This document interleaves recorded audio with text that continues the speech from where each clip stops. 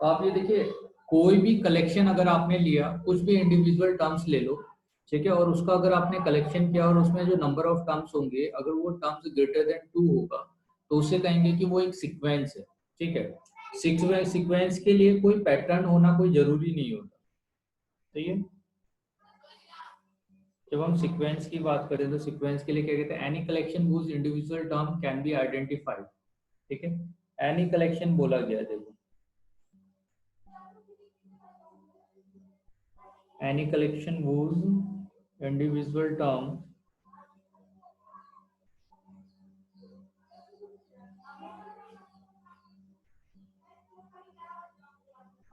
terms can be identified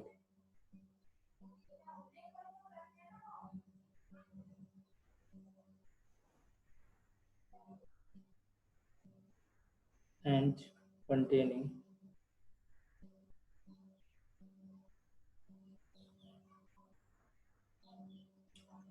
greater than 2 terms।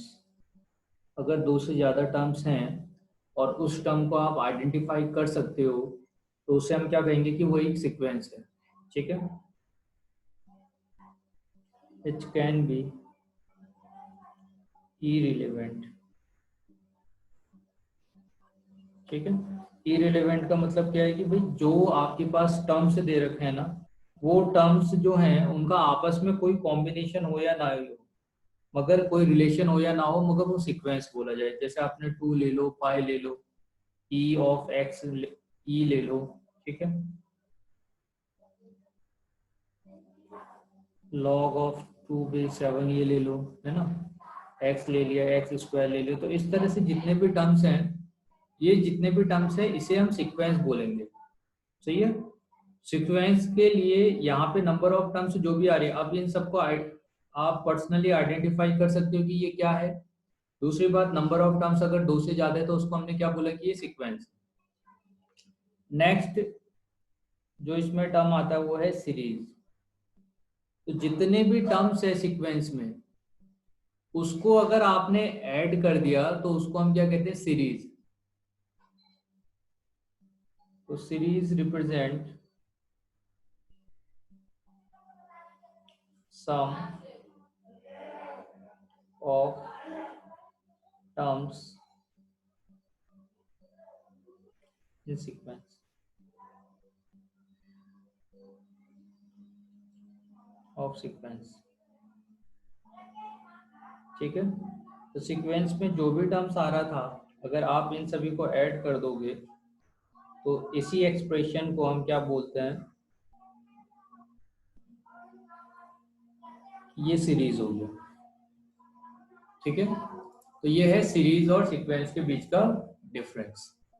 अब जो आपने यहाँ पे समेशन किया है, इस समेशन को जो आपने ऐड किया है ना सभी टर्म्स को, तो इसी एडिशन को आप किससे रिप्रेजेंट कर रहे होते हो, समेशन से। तो यहाँ पे इस तरह का सिंबल यूज किया जाएगा, जिसके लिए हम वर्ड यूज करेंगे समेशन।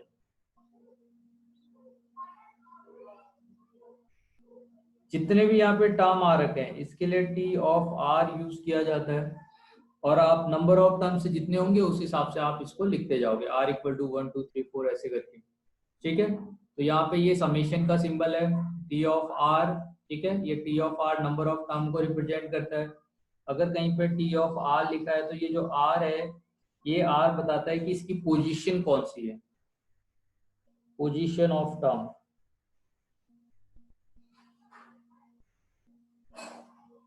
ठीक है, तो ये कुछ बेसिक हमारे पास सीक्वेंस और सीरीज के बीच में डिफरेंस था। नेक्स्ट आता है आपका प्रोग्रेशन। प्रोग्रेशन आपका सीक्वेंस से ही बना हुआ है, अगर प्रोग्रेशन और सीक्वेंस सीरीज में, जब आप सीक्वेंस की बात करते हैं, इसमें डिफरेंस है। डिफरेंस क्या है, जब आप सीक्वेंस की बात करोगे तो सीक्वेंस में आने वाला जो टर्म है, इस टर्म्स में कोई रिलेशन नहीं होगा तभी भी चलेगा। अगर हम प्रोग्रेशन को क्या बोलते हैं, progression is a sequence with definite rule being followed. ठीक है, तो progression is a sequence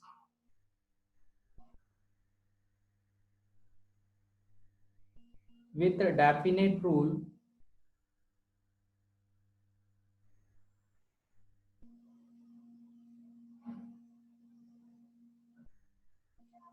being followed. ठीक है, तो अगर आप कोई डेफिनेट रूल फॉलो कर रहे हो तो उस केस में हम क्या बोलेंगे कि हमारा सीक्वेंस है। कैसे? मान लीजिए अगर आपके पास 1 2 3 इस तरह से नंबर लिखा है तो आपको पता है कि ये क्या है, नेचुरल नंबर है। सही है, इसके लिए आप रूल की अगर बात करोगे तो TR+1 टर्म जो होगा, सही है, उसे आप T(r+1) लिख सकते हो। ठीक है, इसका मतलब क्या है, जो rth टर्म यहाँ पे आ रहा होगा, जैसे 1th term, 2nd term, 3rd term, 4th term, इसी तरह से r वाला जो टर्म आ रहा होगा उसमें अगर आपने 1 ऐड कर दिया तो वो TR+1 टर्म बन जाएगा। तो ये क्या है, प्रोग्रेशन का यहाँ पे जो आपके पास रूल दे रखा है, ये बेसिक रूल है इस प्रोग्रेशन के लिए। सिमिलरली अगर आपके पास 2 4 6 8 इस तरह से दिया है तो आपको पता है कि ये जितने भी टर्म्स है इवन नंबर है, तो इसके लिए एक स्पेसिफिकली रूल हुआ। ठीक है, तो कोई भी सीक्वेंस अगर कोई पर्टिकुलर रूल को फॉलो करता है तो हम उसे क्या बोलेंगे कि वो प्रोग्रेशन है। तो यहाँ पे आने वाला जो TR+1 टर्म होगा वो आपका T(r+2) हो जाएगा। ठीक है, सब नंबर में हम कितना ऐड करते जा रहे हैं, 2 ऐड करते जा रहे हैं। क्लियर है?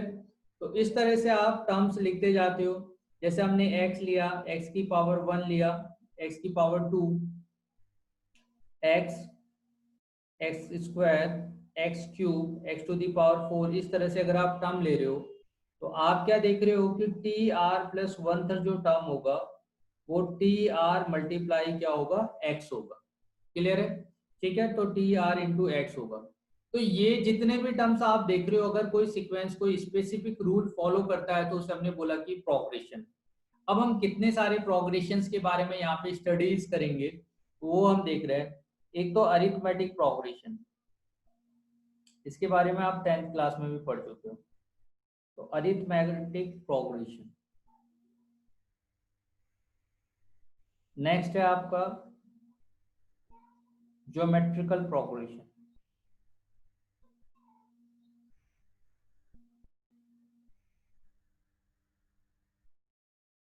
ठीक है, थर्ड है हार्मोनिक प्रोग्रेशन।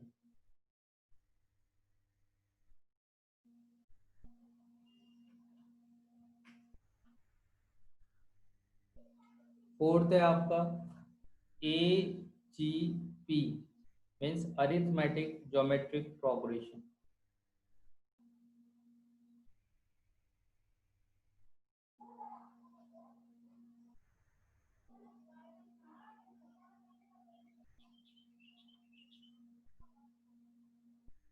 ठीक है, नेक्स्ट है आपका फिर मिसलेनियस, कुछ हमारे पास एक्सप्रेशंस आएंगे।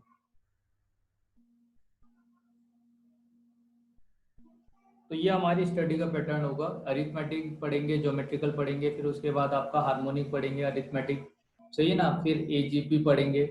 अरिथमेटिक को आप AP लिखते हो, ये GP है, HP, ये तो AGP हुआ, और मिसलेनियस में आपके अलग अलग टर्म्स आएंगे। ठीक है, तो आइए स्टार्ट करते हैं आज से arithmetic progression.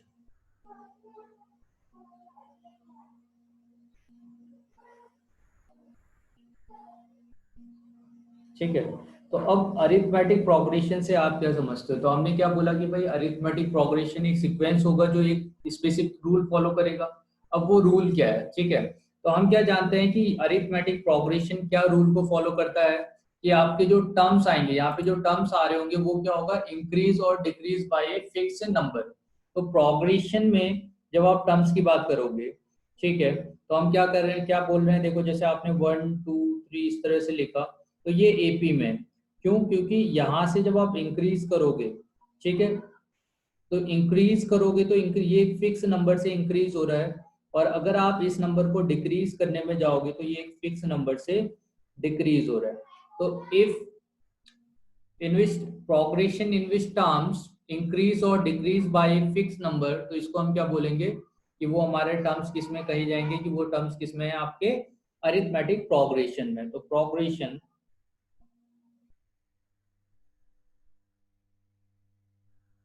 in which terms increases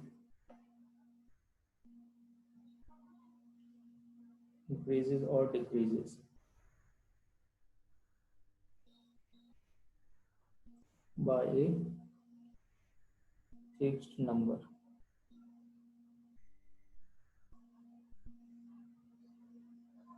और इस फिक्स नंबर को, ठीक है, इंक्रीज और डिक्रीज बाय फिक्स नंबर, और इस फिक्स नंबर को हम डी से रिप्रेजेंट करते हैं, ठीक है। और इसी फिक्स नंबर को बोला क्या जाता है, कॉमन डिफरेंस, तो कॉमन डिफरेंस बोला जाता है और डी से रिप्रेजेंट किया जाता है, सही है, ठीक है। तो यहाँ पे अरिथमेटिक प्रोग्रेशन में हम दो चीज देखते हैं। पहला यहाँ पे एक ए से रिप्रेजेंट किया जाएगा, तो ए का मतलब होता है आपका फर्स्ट टर्म, और डी यूज किया जाता है कॉमन डिफरेंस के लिए।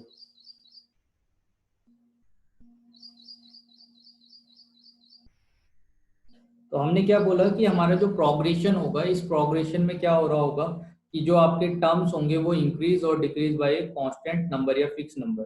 तो इसी चीज को हम कैसे रिप्रेजेंट करते हैं, a n plus of 1 minus of a n equal to something constant.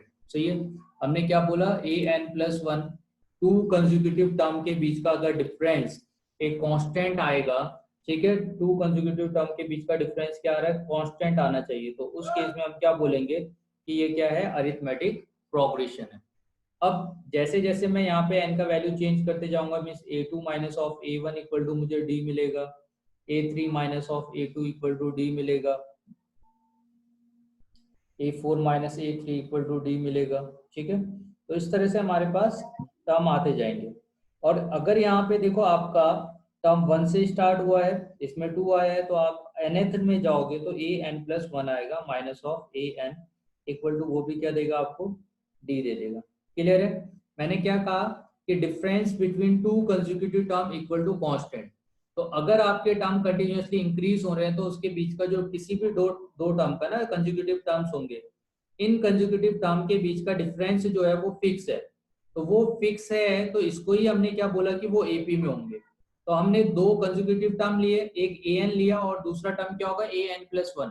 तो इन दोनों टर्म्स के बीच का जो डिफरेंस है, अगर वो डिफरेंस कांस्टेंट आता है तो उसे हमने क्या बोला कि वो क्या होगा, एपी की डेफिनेशन हुई अरिथमेटिक प्रोग्रेशन की। अब क्या हम देख रहे हैं कि a2 माइनस a1, n का वैल्यू आपने यहाँ पे 1 पुट कर दिया, n का वैल्यू 2 पुट करके, इस तरह से आप वैल्यू पुट करते जा रहे हो, तो 1 2 3 4 और यहाँ पे फाइनली n पुट कर दिया। तो जैसे ही मैंने n का वैल्यू पुट किया तो फाइनली मुझे इस तरह से एक्सप्रेशन मिल गया। अब ये जितने भी टर्म्स है वो डिफरेंस के तौर पे मैंने लिखे हुए हैं। तो मैं क्या देखता हूँ कि अगर मैं सभी टर्म को ऐड करूंगा तो यहाँ पे a2 वाला जो टर्म है वो कैंसिल आउट हो जाएगा, ये कैंसिल आउट हो जाएगा, इस तरह से कैंसिल आउट हो जाएगा, और फाइनली यहाँ से आपको क्या मिलेगा, a n plus 1 minus of a1 equal to, अब देखो जो आप ऐड कर रहे हो कितने टाइम्स ऐड कर रहे हो, 1 2 3 4 से लेके n टाइम्स आप इसको ऐड कर रहे हो, तो n इंटू क्या हो गया, d हो गया। तो फाइनली यहाँ से a n plus 1 equal to क्या हो जाएगा, a1 प्लस एन डी। यहाँ पे जो a1 है, ये a1 मेरा फर्स्ट टर्म है, ठीक है। तो फर्स्ट टर्म को आप a1 से रिप्रेजेंट कर सकते हो, a से रिप्रेजेंट कर सकते हो। तो यहाँ से मुझे a n plus of 1 equal to कितना आ गया, a plus of n d. अब अगर a n प्लस 1, यहाँ पे जो आपका नंबर आ रहा है और यहाँ पे जो नंबर आ रहा है, इन दोनों में किसका डिफरेंस है, आपका 1 का डिफरेंस है। तो अगर यहाँ यही एडिशन को, जो मैंने एडिशन लिया है, इसी एडिशन को अगर मैं यहाँ तक का लेता, इससे जस्ट ऊपर तक का लेता, तो मुझे n तक का एडिशन मिल रहा होता जब n इक्वल टू 1 होता। तो उस केस में अगर a n की अगर हम बात करते हैं तो a प्लस ये क्या हो जाएगा, n minus of 1 into of d। तो यहाँ से आपका फर्स्ट फॉर्मूला आता है nth टर्म इन एपी, ठीक है।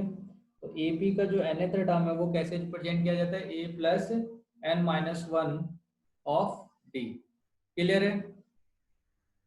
ठीक है, आप फॉर्मूला भी जानते हो। Yes sir. ठीक है, तो अब आप ये देखो, ये तो बेसिक चीज हो गई। अब दूसरी बात इसी का यूज करते हुए जो हमने यहाँ पे पढ़ा है, इससे हम क्या देखते हैं कि हमारा जो फर्स्ट टर्म है, सेकेंड टर्म है, थर्ड टर्म, तो फर्स्ट टर्म ए है, ए ऐड किया, ए प्लस टू डी होगा।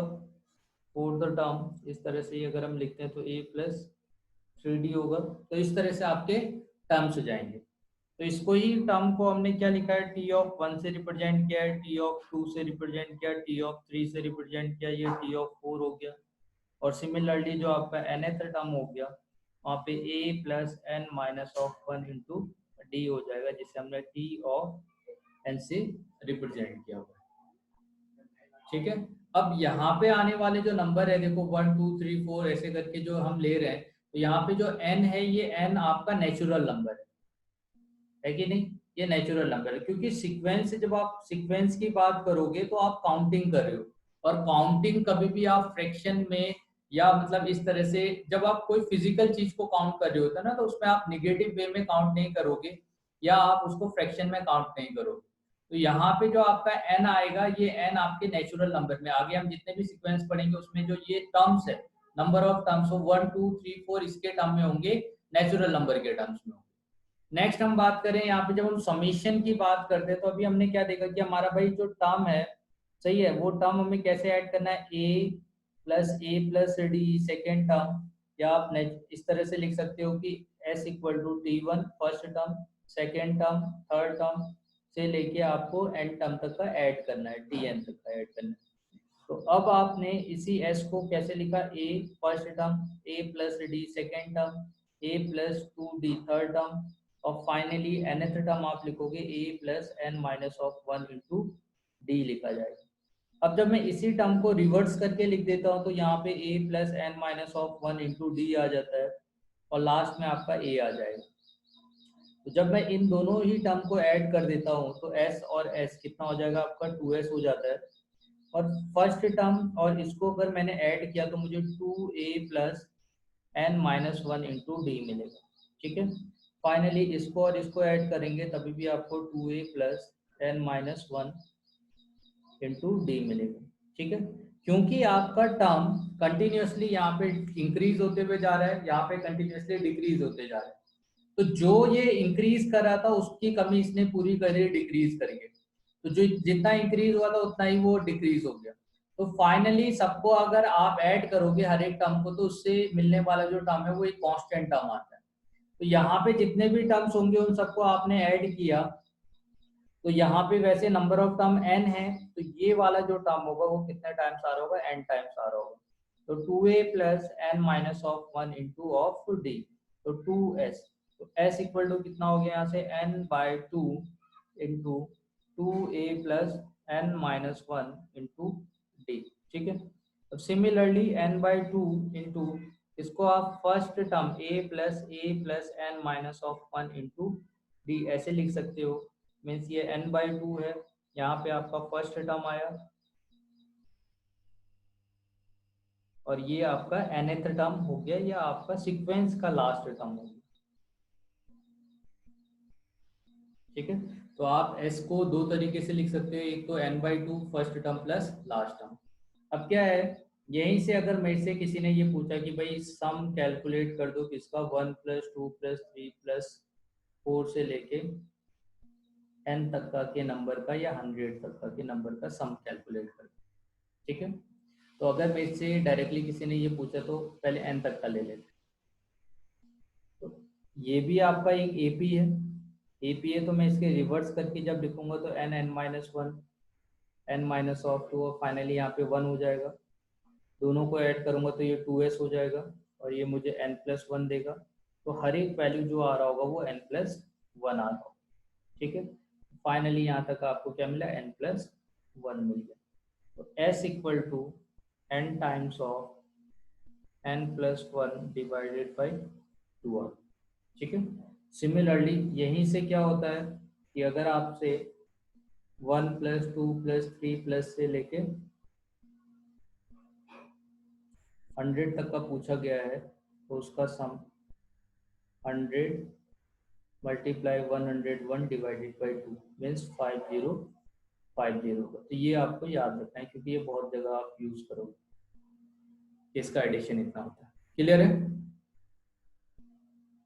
ठीक है। तो यस सर। हाँ, तो मुझे यहाँ पे एक समेशन मिल गया है ना, तो S इक्वल टू जो मुझे फॉर्मूला मिला है वो क्या है, इस टर्म को आप ऐसे भी लिख सकते हैं, देखो कई बार समेशन को ऐसे भी लिखा जाता है, summation of t of r.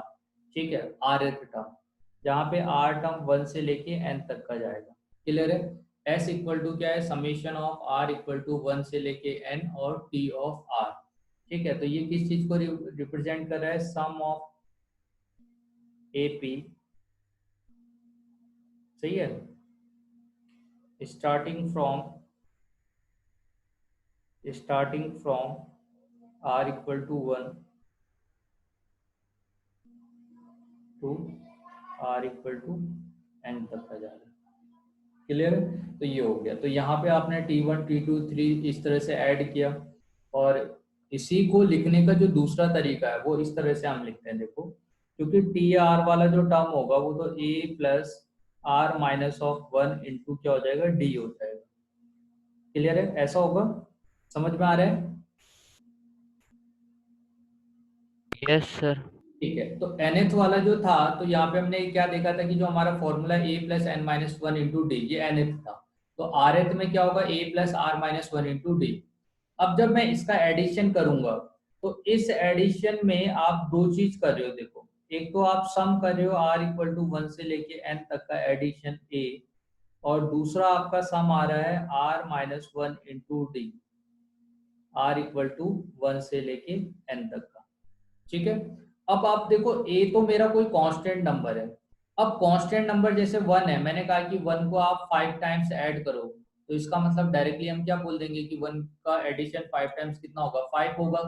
ठीक है, अगर 1 का एडिशन मैंने 100 टाइम किया, इसका मतलब कितना होना चाहिए, 100 होगा। ठीक है, अच्छा यस सर। 2 का एडिशन अगर मैं 100 टाइम करूं कितना हो जाएगा, 200। अच्छा ए का एडिशन, ए एक कांस्टेंट नंबर है, जैसे ये आपका कांस्टेंट नंबर है, इसी तरह से ए कांस्टेंट नंबर है। अगर इसका एडिशन मैं n टाइम्स करता हूं तो कितना हो जाएगा, एन सर। कितना, ए ए इंटू एन होगा क्या, आया ना, यस सर।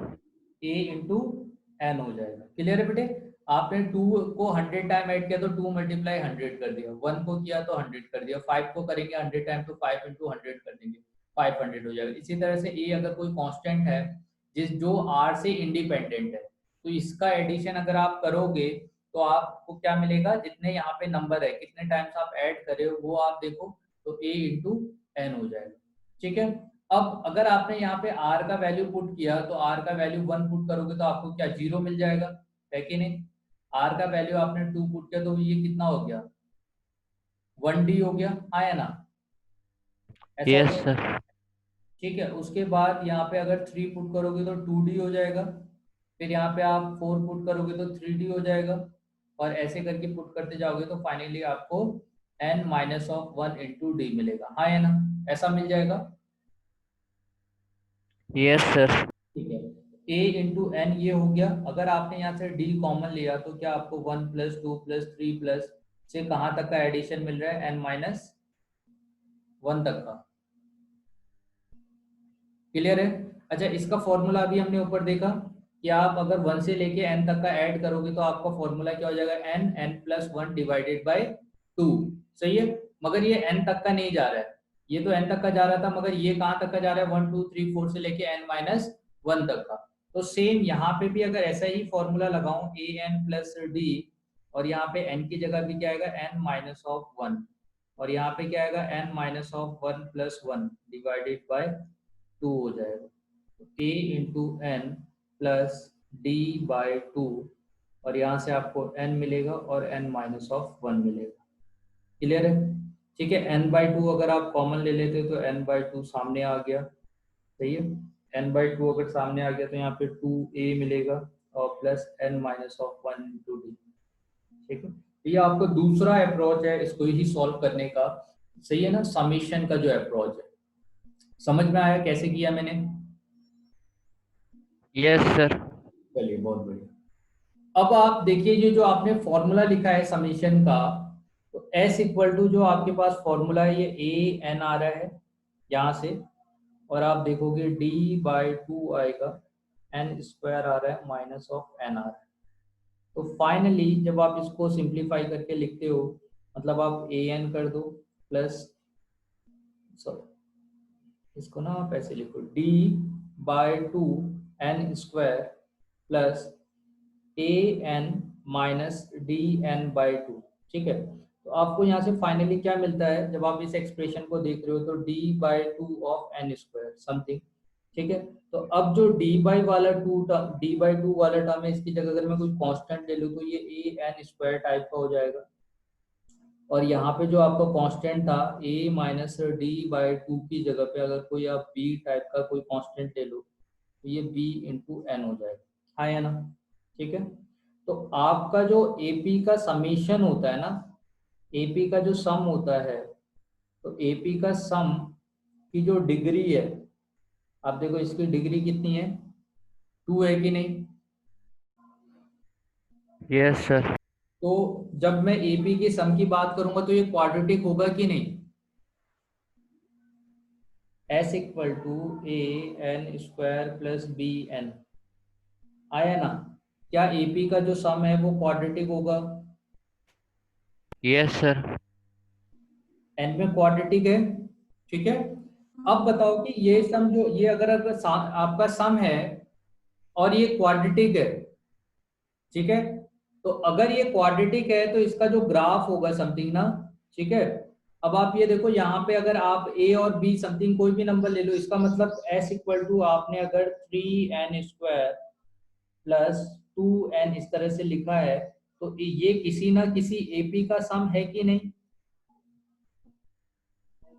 हाँ सर। ठीक है, तो S of n summation of n term ये 3n² प्लस क्या हो जाएगा 2n। क्लियर है, तो ये किसी ना किसी AP का सम है। तो ये हमें एक बात ये समझ में आ गई, सही है।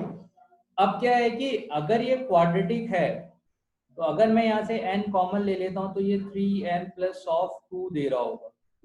ठीक है, अब मान लेता हूँ कि अगर इसे हमने जीरो ले लिया, जीरो ले लो कोई नंबर ले लो, मान लेते हैं जीरो ले लेते हैं, तो अगर मैंने जीरो लिया तो यहाँ से आपको n की दो वैल्यू मिल रही है, एक ये वैल्यू मिल रही है, दूसरी n की वैल्यू क्या मिल रही है समथिंग आपका, -2/3 सर। हाँ, तो वो तो जनरली वैसे पॉसिबल है नहीं, है ना, जैसे -3/2 आ रहा है, तो आप इस चीज को भी समझो, देखो -2/3 आएगा, -2/3 और दूसरा वैल्यू आएगा 0।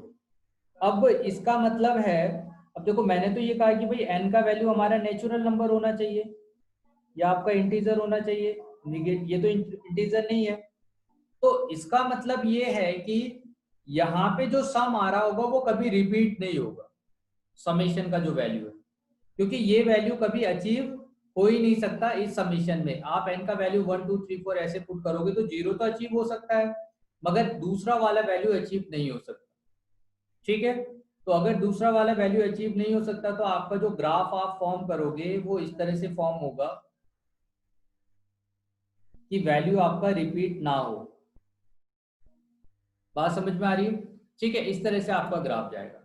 अब इसी की जगह पे अगर आपने कोई टर्म लिखा होता है Sn इक्वल टू, जैसे आप 3n² ले लो प्लस आपने 9n ले लिया, तो इस वैल्यू के लिए मैं जानता हूँ कि 3n अगर मैं कॉमन लूंगा तो ये n प्लस ऑफ, ठीक है, या आप माइनस ले लो,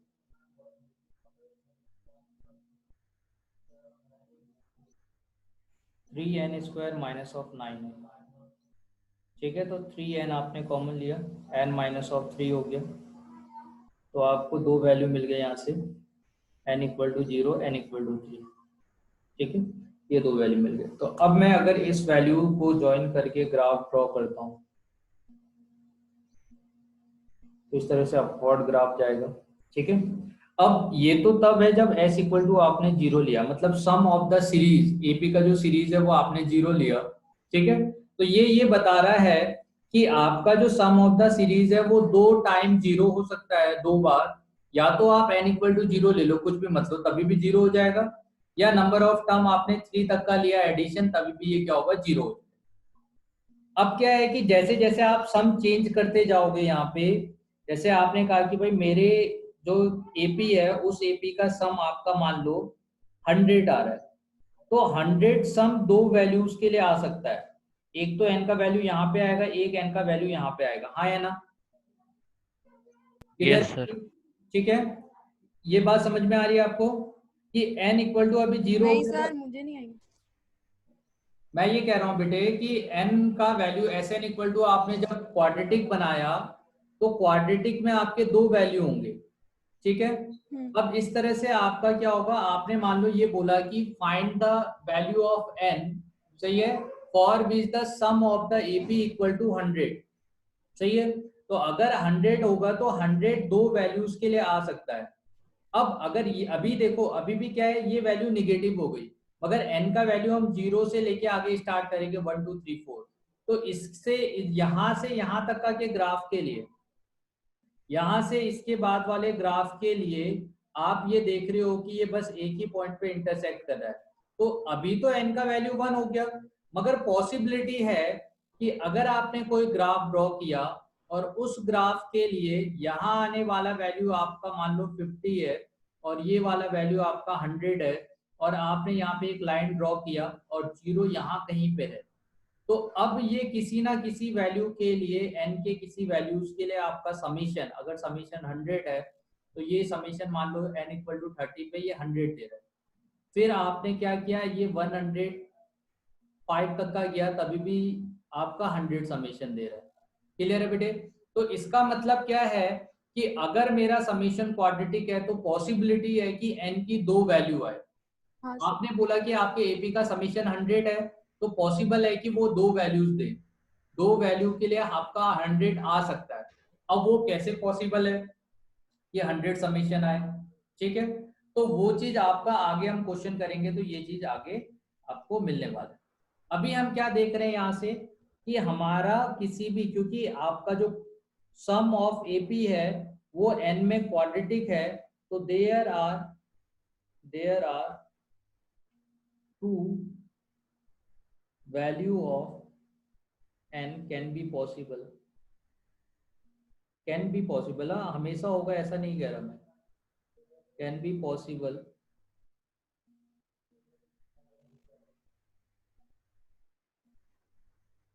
for which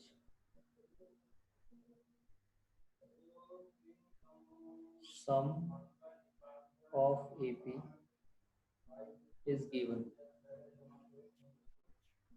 ठीक है,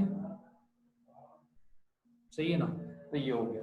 तो एक बात तो समझ में आ गई कि सम हमारा क्या होगा, यहाँ पे हमने क्या देखा, हमारा सम क्वाड्रेटिक होगा। अच्छा, मान लो कि अगर आपका जो सम है वो इस तरह से दे दिया an प्लस ऑफ बी, या आपका सम आपसे कहा कि sum of the sequence is given by s equal to 3n plus 5। अच्छा, अगर कोई सम जो है किसी सीक्वेंस का वो इस तरह से रिप्रेजेंट किया जा रहा है, तो ये तो श्योर है ना कि वो एपी नहीं होगा, आया ना? Yes sir. ये बात तो समझ में आ गई, क्योंकि एपी का जो सम है वो क्या होगा, क्वाड्रेटिक होगा कि नहीं, ठीक है। एपी का सम आपका हमेशा क्वाड्रेटिक होगा।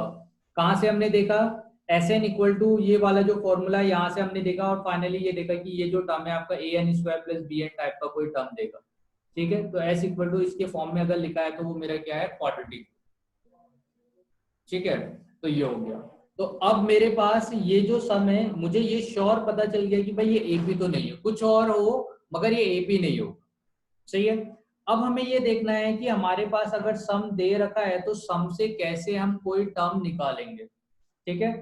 ठीक है, अभी आपने क्या देखा था, मान लो कि आपको tn दे दिया, एक तो tn देगा और आपसे पूछेगा कि सम क्या होगा, दूसरा क्या है, सम दे रखा है और आपसे पूछा है कि भाई tn क्या होगा और नंबर ऑफ टर्म्स कुछ भी पूछा जा सकता है आपसे, सही है। तो हम पहले, क्योंकि बेसिक चीजें आप जान चुके हो, तो एक बेसिक क्वेश्चन हम टीएन पे ले रहे हैं, उसके बाद डायरेक्टली मैं आपको एसएन वाला कराऊंगा। मान लीजिए कि आपका जो टर्म है, term is given by nth term, तो टर्म्स इज गिवन बाय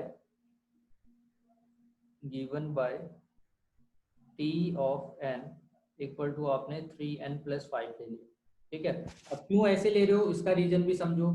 जब आपने ऐसे an का फॉर्मूला निकाला था, तो an का जो आपका फॉर्मूला आया था यहाँ से, ये देखो an का जो फॉर्मूला आया, या आप tn बोलो, ये tn का जो फॉर्मूला आया, ये आया a plus n d minus of d.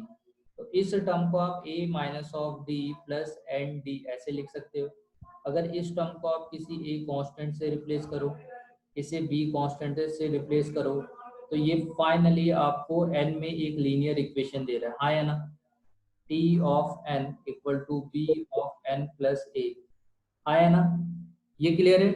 तो आपका जो nth टर्म होता है, nth term of AP is the function of n, ठीक है, फंक्शन ऑफ n। और आप कह सकते हो कि वो क्या होगा, लीनियर होगा। लीनियर मतलब उसकी पावर 1 होगी, हाँ है ना, ठीक है। तो कोई भी टर्म अगर 2n+3 के टर्म में लिखा जा रहा है, 4n+5, कोई भी नंबर आप लिखो, तो वो AP है कि नहीं, ये गारंटी है। Yes sir. तो अच्छा, अगर मैंने इस तरह से एक्सप्रेशन लिखा, तो मुझे ये गारंटी है ना, tn इक्वल टू ऐसे लिख रहे हो तो ये AP है। हाँ सर। तो अगर मैं t1 कैलकुलेट करूंगा तो क्या होगा, 3 × 1+5 कितना आ गया, 8 आ गया। t2 कैलकुलेट करूंगा तो 3 × 2+5 11 आ गया। t3 कैलकुलेट करूंगा तो कितना हो जाएगा आपका, सिमिलरली 9 + 5 14, सही है। तो ये जो आप टर्म निकालो, ये AP के टर्म्स आ रहे हैं, यानी आपका 8 11 14। अब देखो इन सब के बीच का डिफरेंस 3 है कि नहीं, हाँ सर। ठीक है। या आप ऐसे भी देख सकते हैं। अब देखो आप जो एडिशन निकाल रहे हो, इसके बाद मान लो कि आपने tn निकाला, तो tn तो ऑलरेडी दिया है। अब मैं tn+1 निकालता हूँ। tn इक्वल टू आ गया आपका 3n+5, और tn+1 आ गया आपका 3 टाइम्स ऑफ n+1+5। ये आपको 3n+8 दे देगा, क्लियर है, ठीक है। और अभी हमने क्या देखा था कि अगर आप tn+1 में से किसी भी दो कंसेक्यूटिव टर्म में से tn+1, सही है, तो tn+1 में से tn सब्ट्रैक्ट करोगे तो आपको d मिलेगा, आया ना। तो आपने क्या किया, ये देखो tn+8 है, इसमें से आपने tn+5 सब्ट्रैक्ट कर दिया, तो आपको कितना मिला, 3 मिला। इसका मतलब ये जो आप AP लिख रहे हो, उस AP का कॉमन डिफरेंस कितना हो गया, हाँ या ना। तो कॉमन डिफरेंस क्या आ गया, 3। तो मुझे एक टर्म क्या मिला, कि अगर कभी भी आपको कॉमन डिफरेंस निकालना है, तो आप tn+1 में से tn टर्म माइनस कर दोगे, हाँ या ना। तो किसी भी दो टर्म के कॉन्जिक्यूटिव अगर आप डिफरेंस लेते हो, कॉन्जिक्यूटिव डिफरेंस, तो वो आपको क्या दे देगा, कॉमन डिफरेंस दे देगा। तो एक बात हमें ये समझ में आ गई। अब दूसरी बात क्या है कि जो मेरे पास टर्म दे रखा है, मेरे से कहा कि भाई tn जो टर्म है, इस टर्म का ना समेशन लो, या सम निकाल के दिखाओ मुझे n तक का। n इक्वल टू 1 से लेके n तक का मुझे सम निकालना था। तो जो आप क्या करते हो इसकी जगह पे, जब आपसे ऐसा पूछा जाता है, तो या तो आप ऐसे लिखोगे, ठीक है। तो इसको लिखने के दो तरीके, या तो आप ऐसे लिखोगे, या आप यहाँ पे rth फुल टर्म लेते हो और r इक्वल टू 1 से लेके n तक का लेते हो, ठीक है। और ये किसका, इसका मतलब क्या है, सम, और आप कहाँ से कहाँ एडिशन ले रहे हो, tn+5, आया ना, ठीक है। या आप rth टर्म के फॉर्म में अगर लिखते हो उसको, तो ये क्या हो जाएगा, 3r+5, हाँ ऐसा होगा कि नहीं, क्लियर है बेटे, क्या ये बात हाँ समझ सर। में आई? ठीक है। क्योंकि एक अप्रोच आप जानते हो, 10th क्लास में वो पढ़ चुके हो, इसलिए मैं उसको रिपीट नहीं कर रहा हूँ, आपको मैं दूसरा तरीका बता रहा हूँ कैसे आप सॉल्व करोगे। तो अब क्या है कि समेशन में यहाँ पे जो r इक्वल टू 1 से लेके n तक का था, तो इसको आपने दो पार्ट में डिवाइड किया। एक तो summation of r equal to 1 से लेके n 3r लिया, और दूसरा जो समेशन लिया r इक्वल टू 1 से लेके n 5 लिया। ठीक है, तो आप क्या देख रहे हो, यहाँ तो 3 जो होगा 3 तो कॉमन हो जाएगा। अब r, ये r की जगह पे 1 2 3 4 से लेके कहाँ तक का एडिशन करना है आपको, n तक का करना है। दूसरी बात, यहाँ पे जो ये वैल्यू है 5, इसका मतलब 5 कितनी बार ऐड हुआ होगा, 5 कितनी बार ऐड हुआ होगा बेटे, n टाइम्स सर। टाइम्स। हम 5 इंटू एन लिख सकते हैं। अच्छा, इसका फॉर्मूला हम ऑलरेडी देख चुके हैं, n n plus 1 divided by 2 plus 5 of n. Clear है, तो ये हमारा क्या हो जाएगा, सम हो जाएगा इसका एपी का, जो एपी हमारा दिया हुआ है। तो s of n equal to 3, और इसको बाद में हम सिंप्लीफाई कर लें। तो अगर कोई टर्म मुझे दे रखा है तो उस टर्म से मैं समेशन निकाल सकता हूँ कि नहीं। हाँ। चलिए, बहुत बढ़िया, यस सर। ठीक है बेटे। तो अब आप ये देखो, एक तो सम निकालने का ये तरीका है। अब दूसरा क्या तरीका है कि अगर आपके पास if S of n is given, ठीक है, आपके पास ये सम दे दिया गया है, and t of n will be find, ठीक है, और टी ऑफ एन आपको निकालना है। तो अब मैं ये जानता हूं कि मान लीजिए कि आपने 1 प्लस 2 प्लस 3 प्लस से लेके 4 प्लस से लेके आपने एन तक का सम ले लिया। ठीक है, अच्छा अब मुझे ये बताना आप कि 1 से लेके अगर आपने 3 तक का सम लिया तो वो कितना होगा। 6 सर। तो ये हो गया 6। अच्छा, अगर मैं यहाँ से 4 तक का लूंगा तो कितना मिलेगा, 10 सर। 10। ठीक है, S4 माइनस S3 करो तो 4 सर। ये जो 4 है ये फोर्थ टर्म है कि नहीं। Yes sir. अच्छा, तो इसका मतलब अगर मुझे यहाँ से लेके मैं n तक का समीशन लेता हूँ, मुझे कोई भी टर्म निकालना है, जैसे tn टर्म निकालना है, तो आप देखो अगर फोर्थ टर्म निकालना था तो मैंने सबसे पहले क्या किया, यहाँ से लेके 4 तक का एडिशन कर लिया। उसके बाद यहाँ से लेके 3 तक का एडिशन अगर इसमें से सब्ट्रैक्ट कर दिया तो मुझे यहाँ पे जो मिलने वाला टर्म है वो फोर्थ टर्म मिल जाएगा। क्या कहते हो, सही है क्या। Yes sir. इसी तरह से अगर मुझे टी एन टर्म निकालना है तो वो मैं कैसे निकालूंगा, s n minus of s n minus of 1। ठीक है, yes sir. T n term निकालना है तो हम कैसे निकाल सकते हैं, s n minus of s n minus of 1 करोगे, सही है, तो आपको क्या मिल जाएगा, टी एन टर्म यहाँ से मिल जाएगा। इसका मतलब क्या है कि अगर कहीं पे किसी क्वेश्चन में आपसे एस एन का वैल्यू दिया हुआ है, जैसे आपसे कहा कि 3n² plus 4n is the s n, और आपसे कहा कि टी एन कैलकुलेट करो, तो टी एन कैलकुलेट करने के लिए आप क्या करोगे, s n minus of s n minus of 1 means 3 of n² plus of 4n minus 3n-1 का whole square minus of, sorry, plus of 4n minus of 1। Clear है बेटे, ठीक है। अब देखो 3 कॉमन हो गया, n² माइनस ऑफ n-1 का होल स्क्वायर हो जाएगा, एक तो ये हो जाएगा, और 4n माइनस ऑफ 4n और माइनस माइनस प्लस 4, इससे तो ये कैंसिल आउट हो गया, तो आप 3 टाइम्स ऑफ इसे आप सॉल्व कर लोगे। तो एक बार अगर आपने एडिशन किया तो ये 2n माइनस ऑफ 1 देगा, और अगर आपने सब्ट्रैक्शन किया तो आपको 1 दे देगा। इसको 6n minus of 3 plus 4, 6n plus 1 है ना। अब वैसे भी जानते हैं कि एपी का जो क्वाड्रेटिक का टर्म है वो सम को रिप्रेजेंट करता है, तो इसका जो लीनियर टर्म होगा वो किसको रिप्रेजेंट करेगा, नंबर ऑफ टर्म्स को, सॉरी nth टर्म को। तो क्या आपको अगर टीएन दिया है तो आप एसएन निकाल सकते हो, और एसएन दिया है तो टीएन निकाल सकते हो क्या। Yes sir. हाँ सर। ठीक है बेटे, तो ये यहाँ तक आपको समझ में आ गया। ठीक है, एसएन भी निकालना आ गया, टीएन भी निकालना आ गया। चलिए,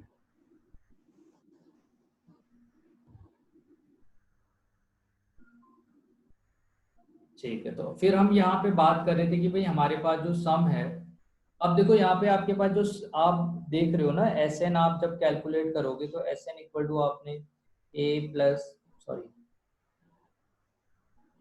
एक तो n by two plus two a plus n minus of one into d किया।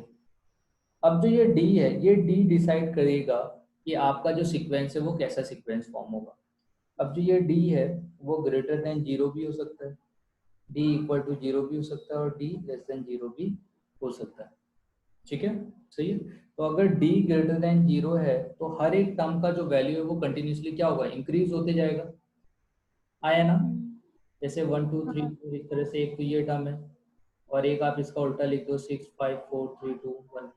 तो आप जब यहाँ पे कंसेक्यूटिव टर्म के बीच का डिफरेंस देखोगे तो वो 1 आएगा, मगर यहाँ पे 1 माइनस ऑफ 2 करोगे तो क्या आएगा, -1। तो अगर टर्म आपका निगेटिव होता है तो जो सीरीज है ना, एपी है, वो क्या होगा, डिक्रीजिंग होगा। और अगर आपका जो डी है वो ग्रेटर देन 1 है, सही है, सॉरी पॉजिटिव है, तो उस केस में आपका क्या होगा, सीरीज इंक्रीज हो रहा होगा। हाँ या ना, क्लियर है बेटे? Yes sir. हाँ, तो हमारे हमने दो चीज देखा। तो यहाँ पे एक चीज क्या है कि अगर आपका डी ग्रेटर देन जीरो हुआ तो हमने कहा कि भाई हमारा जो एपी होगा, AP is increasing, AP increasing होगा। इस केस में आपका जो एपी होगा तो एपी इज डिक्रीजिंग होगा। क्लियर है, ये हो गया। और डी अगर इक्वल टू जीरो है तो हर एक टर्म कैसा होगा, कांस्टेंट होगा, है ना, आया ना। Yes sir. तो अगर आपने 1 1 1 1 1 ऐसे भी लिखा है तो ये भी क्या है, आपका एपी है। ठीक है, ठीक है। तो हमने तीन तरह के एपी देखे। अगर डी ग्रेटर देन जीरो होगा तो इंक्रीजिंग एपी, और डी लेस देन जीरो होगा तो डिक्रीजिंग एपी, और डी इक्वल टू जीरो होगा तो कांस्टेंट एपी। सही है, चलिए अब हम कुछ basic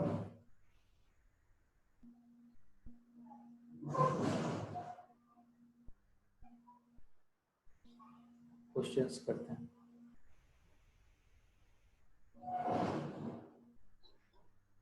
T of 6 equal to 17 है,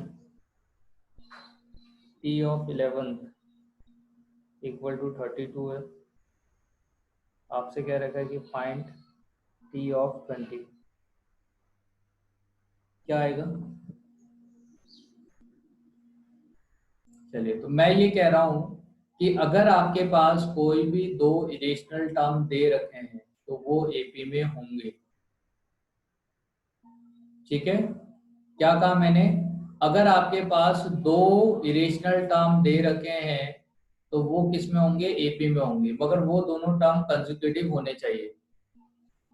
ठीक है, जैसे यहाँ पे फर्स्ट और सेकंड टर्म दे रखा है, अगर फर्स्ट और सेकंड की जगह पे कुछ दूसरा टर्म देता ना, ठीक है, अगर तीन टर्म एपी में दे देते तो आपने क्या बोला कि अब if two irrational terms are given then the terms are in AP, वो एपी में होंगे। ठीक है, क्यों, क्योंकि उसके हिसाब से हम यहाँ पे कॉमन डिफरेंस निकाल सकते हैं। मगर इसी की जगह पे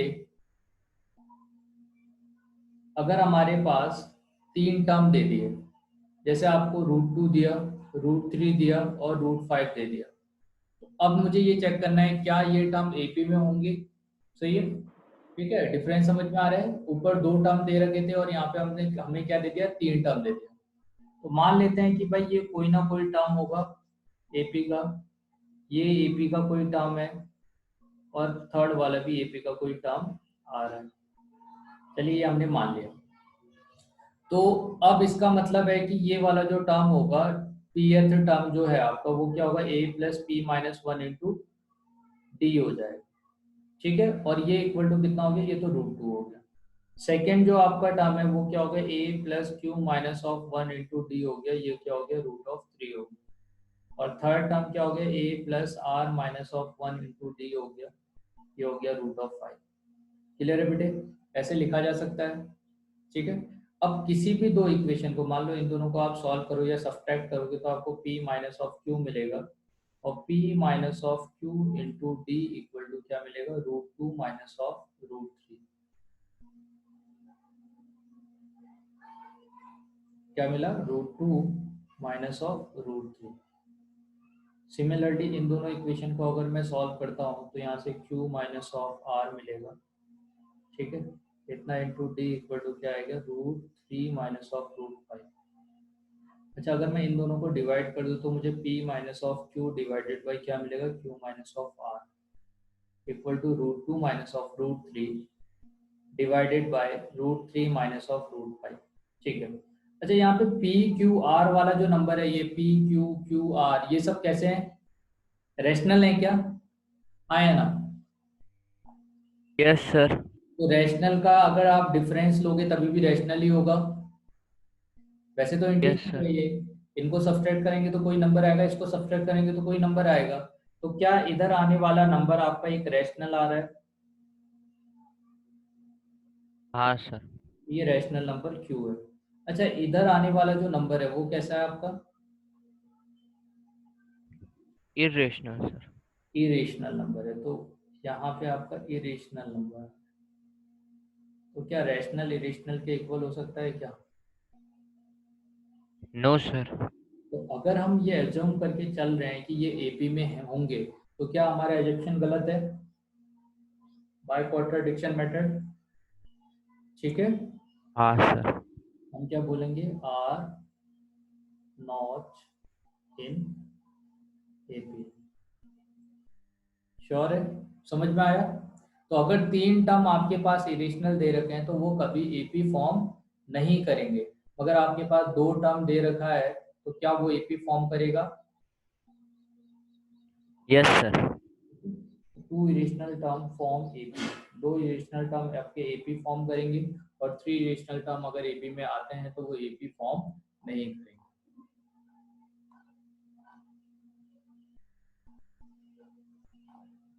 ठीक, यहाँ तक का समझ में आ गया आपको। चलिए, अब हम बात कर रहे हैं कि अगर आपने सम ऑफ, जैसे अपने 1 2 3 4 ऐसे लिया, तो अब मैं बात कर रहा हूँ सम ऑफ ऑड नंबर। तो आप ऑड नंबर का सम लोगे तो आपको क्या मिलेगा, तो 1 + 3 + 5 से लेके आप ऐड करो, और 2n माइनस, ऑड नंबर को हम कैसे रिप्रेजेंट करते हैं, 2n माइनस ऑफ 1। या तो आप 2n माइनस 1 से रिप्रेजेंट करोगे या 2n + 1 से रिप्रेजेंट करोगे, क्लियर है। क्योंकि इवन माइनस 1 ऑड हो गया, इवन + 1 ऑड हो गया। ऐसा तब लिखा जाता है जब आपका जो टेबल है या आपका ऑड नंबर है वो कहाँ से 1 से स्टार्ट हो रहा है। ऐसा तब लिखा जा सकता है जब आपका नंबर 3 से स्टार्ट हो, ठीक है।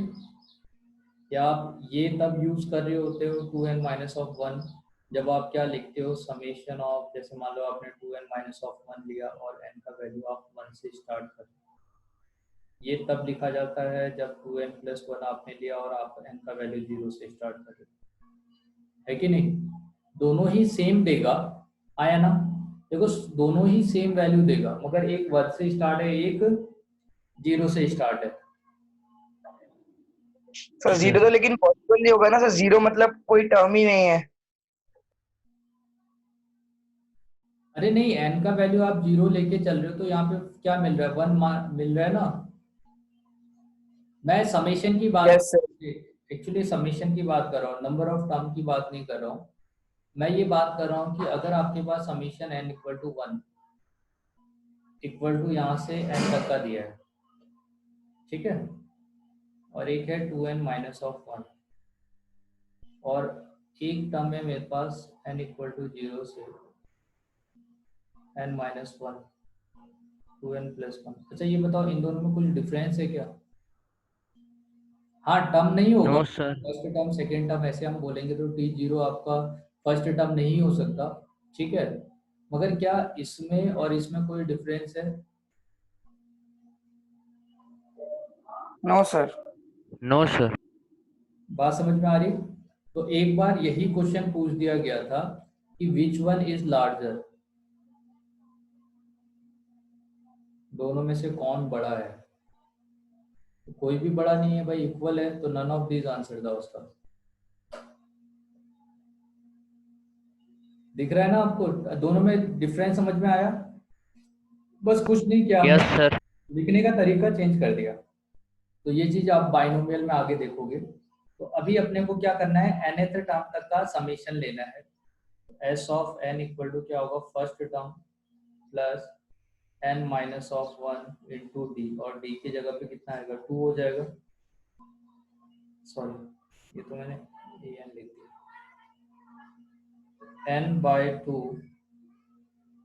2a plus n minus of 1 into d, तो डी की जगह 2 हो गया। तो यहाँ से आपको क्या मिला, n बाय 2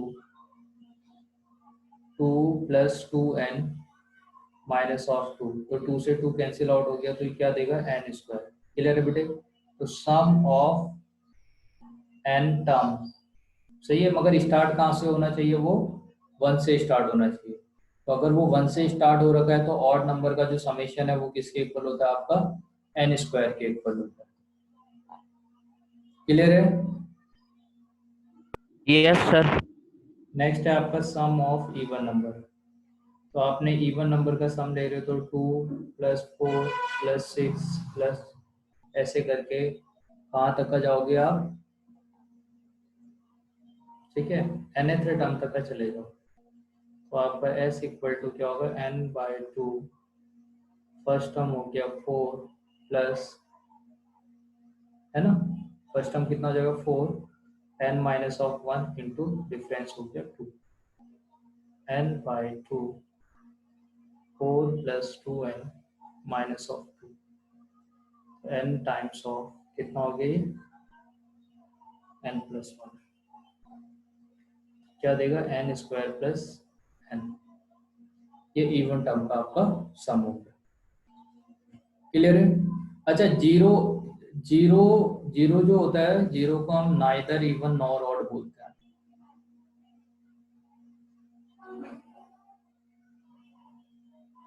ठीक है यार, जीरो, देखो जीरो के बारे में दो चीज बोला जाता है, एक तो नाइदर पॉजिटिव नॉर नेगेटिव, ठीक है, और इसका क्वेश्चन में यूज भी होता है, रिसेंटली अभी यूज किया गया है। आप पेपर देखोगे 11th वाले के पेपर में ही आया था सर, या सॉरी 12th के में आया था, आपसे नंबर पॉजिटिव सॉल्यूशंस बताने थे और कुछ बच्चों ने उसमें जीरो भी इंक्लूड किया था। शायद आपके पेपर में था ना बेटे? Yes sir. तो जीरो आपका क्या था, नाइदर पॉजिटिव नॉर नेगेटिव, तो उसमें जीरो इंक्लूड नहीं होगा। ठीक है, और इवन नंबर हमने यहाँ पे कहाँ से स्टार्ट किया हुआ है, 2 से स्टार्ट किया हुआ है। ठीक है ना, सही है? तो इस बात का ध्यान रखना आप। चलिए, तो ये एपी से रिलेटेड आज हमने इतना चीजें देखा। चलो फिर अब नेक्स्ट क्लास में करेंगे इसके आगे का, इतना ही करते हैं आज।